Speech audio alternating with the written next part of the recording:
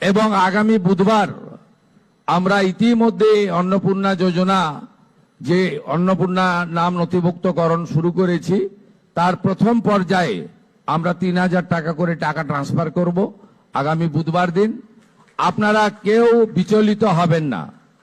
প্রত্যেকের বাড়িতে যারা ফর্ম ফিল আপ করতে পারবেন না তাদের প্রত্যেকের বাড়িতে আমাদের পক্ষ থেকে লোকেরা যাবে।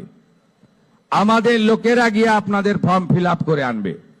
এতটুকু বিচলিত হবেন না, বিভ্রান্ত হবেন না, গুজবে কান দেবেন না। কারণ আমরা চাই প্রকৃত প্রাপকদের হাতে এই অর্থ পৌঁছাক। আমরা চাই না কোনো অভারতীয়র অ্যাকাউন্টে এই টাকা যাক। আমরা চাই না যে পুরুষদের অ্যাকাউন্টে মহিলাদের এই কর্মসূচির টাকা যাক।